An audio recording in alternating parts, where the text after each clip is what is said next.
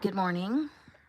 Of course, you may not be listening to this in the morning. So anyway, hi, welcome back. This is McCartney Green / Susan Milner.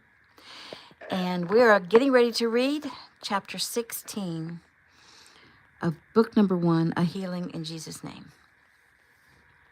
Oh, and I guess I need to remind you, please don't forget to like this video and maybe make a comment under this video. And please go to my website at mccartneygreen.org or injesusnamemanuals.org and read the first page. Alrighty, here we go. Chapter 16. Shelley awoke early, feeling refreshed. For the first time since the attack, she felt somewhat lighthearted. Sharing her feelings with the doctor seemed to have helped her more than she would have thought. She'd been able to work through much of the clutter in her mind. Smiling, she donned her new sweats and running shoes. She wrote a note to Ricky and Eric, placed it on the kitchen counter, and slipped quietly out the front door. The note read, "My two cute sleepyheads. This is official notice that my training has resumed as of 6 a.m. December 23rd. If you are awake before I finish my 6 miles, please have the decency to have breakfast waiting for me. I weighed this morning. I've lost 8 pounds. You are loved. S." 30 minutes later, Ricky came out of the kitchen with the note in hand. "Dad, look at this." Eric sat up. "What is it? Where's Shelley?" Ricky handed Eric the note, and Eric read it and sprang off the couch. You go left, I'll go right," Ricky said as he pulled on his coat and grabbed his phone. "Okay, she won't make 6 miles, Eric calculated as he grabbed his clothes. She probably won't get 2 before she realizes that she can't make it. "Dad, I am sorry. It's not your fault. I can't believe I didn't hear her get up. And I can't believe I didn't hear her open the front door." Ricky took off. Eric left a few minutes later. Ricky's search didn't last long. A small figure ran toward him out of the gray dawn.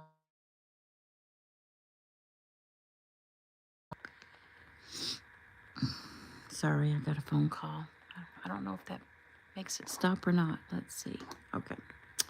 A small figure ran toward him out of the gray dawn light. "I am totally winded. I barely made 2 miles. I hope I survive the next few weeks of training until I get back in shape." Ricky smiled. "I hope you survive Dad's wrath," he mumbled. "Huh?" "Never mind," Ricky said, hugging her. "It's really good to see you smile. Actually, right now, it's just really good to see you. Come on, we've got to hurry back." He pulled out his cell phone. Eric pulled out his phone and read the text. Relieved, he turned and headed back. When he came through the door, she was stretching out in the living room.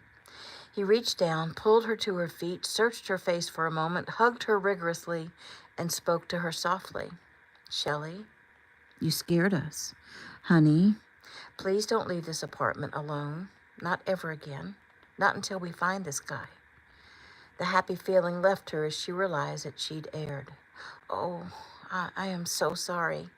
I was just trying to be a little independent, like I've been such a burden with you always having to take care of me, so I thought I'd do something on my own, take the initiative and also show him that I'm not intimidated at all." "Well, sweetheart, I'm not trying to scare you, but be intimidated. You already showed us that you're brave. You're feisty. You have nothing else whatsoever to prove." He hugged her again. "But your note was adorable, and I'm glad you're feeling better. You are feeling better, aren't you?" She nodded and smiled. "That's my girl." The smile left his face. "So, listen, Shelley, before I make breakfast, I'd like to talk to you about the mart." She smiled up at him. I know we need to catch up on some training, but I promise I'll train harder than ever." He sighed. "Shelley, what I'd like to say is, well, I'm thinking maybe we should back out. It's not because we're behind in training. It's just that, well, he did make that threat. And with you in the limelight, it may be easier for him to carry out than we think." She lifted her chin, her eyes fierce with determination. "I'm not only going to participate in the mart, I'm going to win it." "Well, Shelley, I know that's what you want, but maybe we should reconsider. I can't stand the thought of anything else happening to you." Her brow rose. "Eric, Now that we know there's some crazy guy out there who wants to hurt us, we can be prepared. It won't happen again because we can avoid it, right? Besides, if you allow your life to be controlled by someone, then you're like a prisoner. And I'd rather be dead than lose my freedom of choice. So, I choose to compete. Anyway, you made me a promise that you'd train me no matter what, so you can't back out. I'm going to show that horrible man that nothing he did to me made a bit of difference. Ricky, smiling with admiration, raised his eyebrows at his father. But Eric was worried, and his frown reflected it, and Shelley put her arms around his neck. We can face this together. Isn't that what you once said to me in the dark? Eric ran his hands down her arms to her waist and pulled her close. Yes, though this time it's me who's afraid. New scene. Excuse me. I found his Atlanta contact, Jason stated, phone pressed to his ear. He stayed with a local Atlanta politician, Virgil Johnstone, who's making a run for mayor. Right now, he's the assistant DA. He lives in Buckhead, huge estate, high security, steel gates, electric fences, dogs, cameras, a lot of money for his current job. Eric stepped outside to make sure Shelley didn't overhear. Well, can I get in? Well, hold on now. Justin already had the investigator speak with him. He denies even knowing James, much less admitting that James was in Atlanta during the time of the attack. Eric sighed. A crooked politician. Who would have guessed? Jason chuckled. Anyway, don't expect the investigation to go any further. I mean, the guy is a DA. Different counties, but still. So what you're telling me is we're no closer to finding James than before, Eric said impatiently. Well, he's gone to ground. His secretary at Golden Hotels in L.A. says she doesn't know where he is. Only that he's on an extended vacation. The company VP is running things in his absence. Listen, he can't stay hidden forever. If he's afraid of arrest, he's going to have to come up with an alibi. He's not afraid of arrest, Eric said. He knows we have no way to link him to the attack on Shelley. He's afraid of us, as well he should be. If I were him, I wouldn't show my face for a long time. However, he will eventually, because he won't be able to resist seeing his handiwork. He'll be at one of Shelley's tournaments. I'm sure of it. New scene. Happy to be back in her home, Shelley began to feel lighthearted and content again. She stood at the front door telling Ricky goodbye as Justin pulled up in the drive. Shelley hugged Ricky. Give that to Bree. Ricky grinned. Oh, I got no problem doing that. He held the door for Justin as he left. Shelley shook her head. My, people come and go so quickly around here. And Ricky smiled as he walked to his car and called back over his shoulder. That was Wizard of Oz. Eric stood with her on the threshold and waved to his son. Turning to her, he touched her face. I can't tell you how beautiful your smile is. Are you happy to be home? Ecstatic. Thank you, Eric, for getting everything fixed. It's like a brand new home. He shrugged. Well, the insurance company paid for most of it. I was happy to put my 2 little cents in. Later that evening, he tugged on her arm. So we need to talk. Cuddling up with her on the gorgeous brand new sofa, he smiled proudly. Your demeanor has turned an abrupt 180. You've really worked hard this week, and I'm very proud of you. You've gained back 5 pounds and 100% confidence. Shelley smiled. Do go on. Eric touched her nose. You attack your training with great determination. Your face is almost healed, and may I take this opportunity to say, I told you so? Shelley looked smug. No, you may not. Besides, it still looks as though I've mated with a rainbow. Eric laughed. An interesting concept. So is this all you wanted to talk about, or is there something more serious? And if you're going to try to talk me into giving up the mart again, let me just stop you now. Eric sighed. No, that isn't my intention. I have to tell you about James Crane. You need to know why he attacked you. You have a right to know, and I did say that I'd fill you in. She nodded. Well, go ahead. I think I'm ready. Well, I've known James for many years. Did you tell that to the police? I did. But it seemed to make no difference, and that's because there's no physical evidence linking James to what happened. He's too smart for that. Well, why does he hate you so much? She asked. It goes all the way back to high school. He was the big popular athlete, the stereotype bully, only he found he couldn't bully me. I wasn't afraid of him, or at least I didn't show him any fear. So let me guess, you ended up having to kick his butt and he hates you for more than 20 years? That's ridiculous. Well, there's a lot more to it than that. You see, he had a girlfriend. And she told me that once she got involved with him and was witness to his temper, she didn't know how to break up with him. So she stayed with him mostly out of fear. It was he and I coming to blows that became her avenue of escape. It gave her the courage to leave him. So all this was over a girl? No, it was a racial sort of thing. You see, his grandfather had been at Pearl Harbor in World War II, and he hated Asians. I learned all of that after the fact. James had a habit of picking on the Asian students. I guess I'd look like an easy target. I don't understand. I mean, you don't really look Asian, and you certainly don't look like an easy target. You're almost as big as him. He smiled.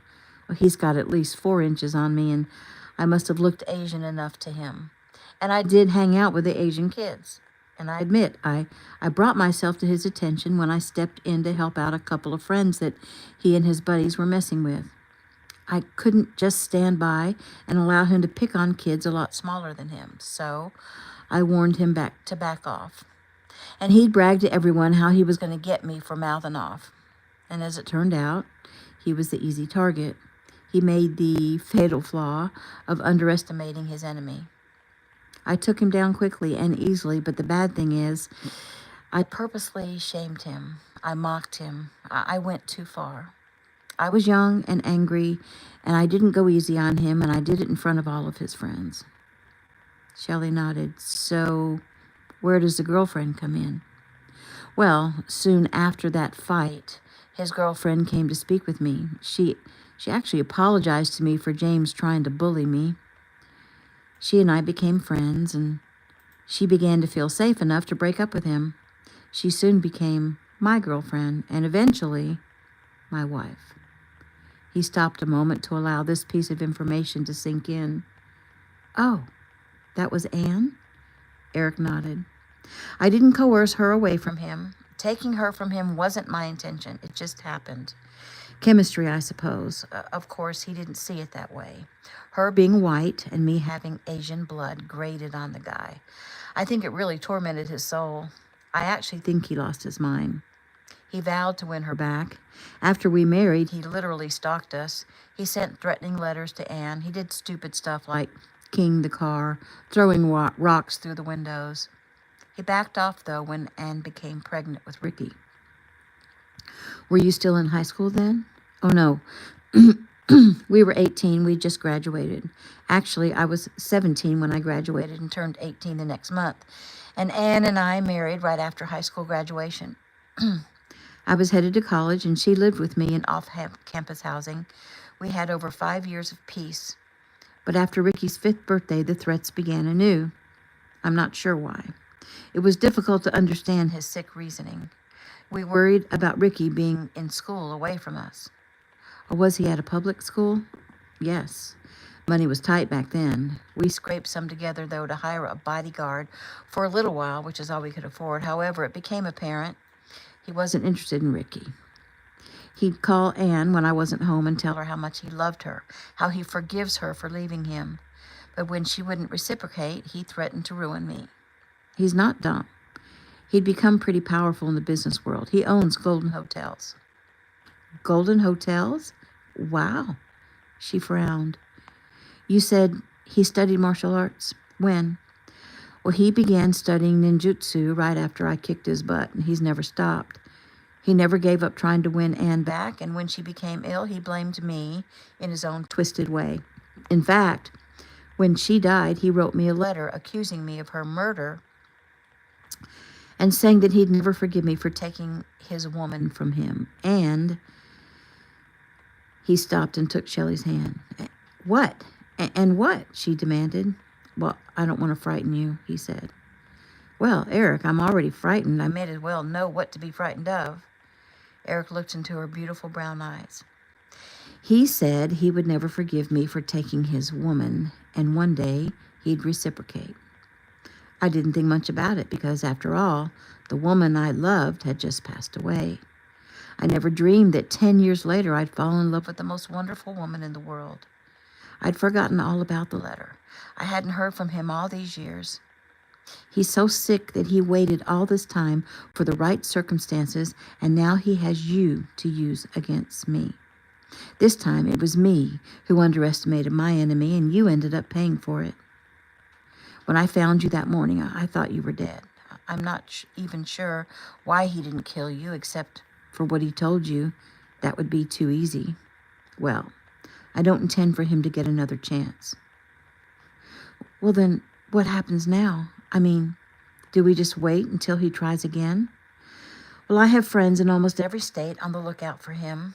He's smart, but eventually he'll surface, and when he does, it will all be over. What will you do? She asked fearfully. Well, that's one thing you don't need to know. Then you're thinking of doing something outside of the law? Eric's face darkened. I will do whatever has to be done to make sure you are protected. Shelley looked up into Eric's eyes. So, you're calmly sitting here talking about what? Killing a man? Is that what you're saying? Not because I care at all about the man's life, but Eric, you could go to jail and be lost to me forever. Killing a man would ruin you, and then he would win. Don't you see that? Yes, I do. When I'm calm, I see that. When I'm calm, I turn to God and remember that I believe in peace and love and kindness and finding other ways to solve problems other than violence. When I'm calm, I remember my covenant with Jesus, and I pray always for his spirit to fill me and help me forgive. But then I look at your bruised face, and all rational thought seems to slip away. Well, Eric, I'm afraid for you, she whispered. Please. I have to know that you won't take matters into your own hands. Please. You don't want me to be afraid? Well, that frightens me more than anything. He sighed. Okay. I promise to handle things within the confines of the law. Still, one way or another, I have to keep you safe. He smiled to ease her fear. Don't worry, though, babe, because I have a feeling something good is going to happen. Really? Are you using your psychic powers to say that? Yes, and really. And I have this for you, he said with a smile. He handed her an envelope. She opened it quickly and read, Dear Ms. Adams, we hope this finds you much better than the last time we spoke to Eric. Please use this money to help with any little expenses that may have been overlooked in getting your life back to normal. We're still completely behind you and Eric, and trust that you'll continue to train hard and make us proud. We know you're a winner. Sincerely, Lynn Fontaine, Richard Johnson, and Alan Bearden. She peeked at the check. $5,000? Do you see this? Eric smiled at her. Of course, she said. I guess this is nothing to you. A gift is never nothing, he corrected, as he pulled a box out from beside the sofa. And this is also for you. Grinning, she opened the box. It was a white silk traditional Chinese uniform, similar to the one he'd given her in Florida, which had been destroyed. She held it to her. Oh, you are a saint, she purred. Oh, there's more, he said. She laughed. That's Tom Hanks in Splash. She turned back to the box and lifted the paper, and her eyes opened wide. Yes, she exclaimed, holding up her new red belt. Oh, Eric, I didn't expect this at all. I know, he smiled. You didn't expect it, and that's why it's so much fun to give it to you. Somehow I knew you were going to say that. She jumped into his arms. Oh, thank you, Eric, thank you. She kissed him over and over. He laughed. Oh, I should give you gifts more often. She grinned. I don't see how you could. At that moment, Justin came from the kitchen holding a tray of grapes and cheese and finger sandwiches. Justin, look, Shelley exclaimed, holding out the red belt. That is awesome, Shelley. You've earned it. He set down the tray and gave her a hug. I just got off the phone with Ricky and Jason, touching base, synchronizing our watches, making sure our decoder rings work. They asked me to congratulate you on your promotion. So this is from Jason, he said as he kissed her cheek. And this is from Ricky, he said as he kissed her other cheek. He tilted her head up and lightly kissed her mouth. And that's from me. I believe you're pushing the best friend thing a little too far, Eric warned. Justin grinned. Well, you can't blame a guy for trying. Jeremiah chapter 33, verse 6. Behold, I will bring to it health and healing. I will heal them and reveal to them abundance of prosperity and security. And that is the end of chapter 15. That was a short chapter. No, that was the end of chapter 16. And that was a short chapter. I wonder what's going to happen next. All right. Talk to y'all soon. Don't forget to like and comment. Love you. Bye.